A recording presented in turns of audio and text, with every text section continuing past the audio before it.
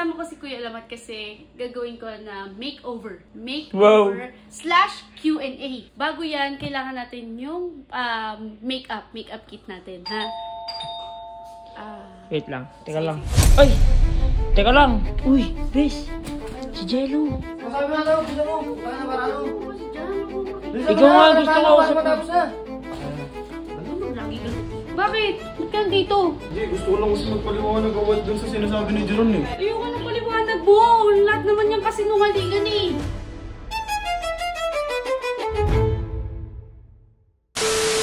Hello guys! So, andito ako. Kasama ko ngayon si Kuya Alamat. Ayan, tapos, ayan si Sir B-Boy ang taga-beat natin. So guys, ngayon, ang gagawin ko, andito ang aking kapatid na si Tito Otis na engage.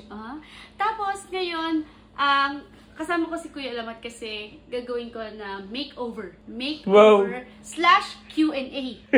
Payag ba si Kuya Alamat? Siyempre papayag yan. Oh, umayos ka naman kasi kuya. Ito naman, ayaw umayos. Parang ayaw niya oh. Ito ang Q&A natin ngayon kay Kuya Alamat.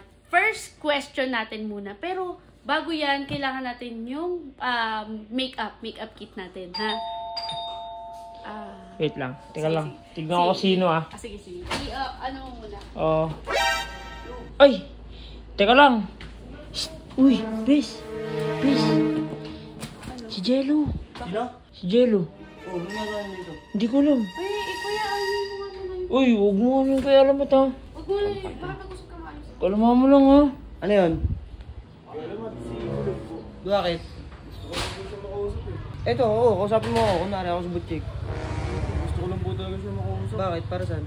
About po dun sa sa may sinasabi ni Jeron na nambababae daw. Oo, okay na, may pinakita na. Hindi kasi totoo yung kaya lamat eh. Lu. Gusto ko lang po talaga siya makausap. Nandyan po ba siya? Punta nga na. Uy, butchik! Bes! Check! Masabi mo na daw, gusto mo. Baka na parado. Ano ba dyan? Huwag mo makikita. Ikaw nga, gusto ko usap mo. Matapos na. Ano mo lagi galit eh? Ito nga Ano? gusto ko usap eh. Bakit? Ba't ka dito? Hindi, gusto ko lang kasi magpaliwanag awal dun sa sinasabi ni Jeron eh. Ayoko na paliwanag mo.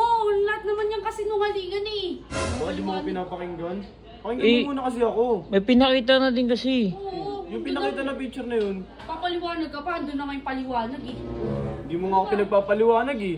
Bigla ka na naniniwala sa kanya eh. Bes, halika nga dito, lumapit ka nga. Kasapin mo na. Okay nga, papalapitin mo pa nandyan na. Ayoko nga. Bigyan mo naman muna ako ng time, di ba? Ayoko muna kita makita. Ba't nandito ka pa? Hindi, gusto ko lang naman kasi explain yung side ko. Ba't ka kasi kagad naniniwala dun? Oh, gusto mo marinig ko side mo.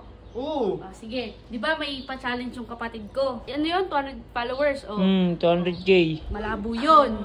Ngayon, sabihin ko, 300k followers para kausapin kita, ha? Yun. Yun ang challenge ko naman sa'yo Grabe yun. naman yun. 300k followers dun sa bagong page ng kapatid kong Sob 150, ha? Parang malabo naman tayo mag-usap nun. Binigyan na nga kita ng chance para makapag-usap, di ba? Makakapagpaliwanag ka na nga eh. Ayaw mo magtiwala. Bahala ka. Yun na yun basta yun na yun, ha? Kuya, Ano ba yun? Oo, mas ka na. Narinig mo na yung Wait sinabi, lang. mas ka na. Sige na, diyan ka na. Alis mo na yan. Ha? Bakit? May sasabihin na ako sa mga fans ni Colin. Sige, sabihin mo na. Guys, sa mga supporters naman dyan ni Colin, follow nyo naman yung page ni kay Sob. Para makakag-usap na kami. Hindi ko ma-explain yung side ko eh. Naniniwala siya dun sa kulot na yun eh. Hindi ko naman talaga yung babae. Kasalanan naman din kasi gawin mo na lang yung pinapagawa niya. Kahit alam mong mahirap. Guys, sa mga supporters namin dyan, lalo na yung mga Team Lola, fans dyan, follow nyo na yung page ni Sob. Nagmamakawa ko sa inyo guys, para makabalik na ako. Sobrang nahihirapan na din kasi ako eh. Sige, okay lang yan. Mapapanood na to. Sige Sige na, diyan ka na. Dito na ako. Oo.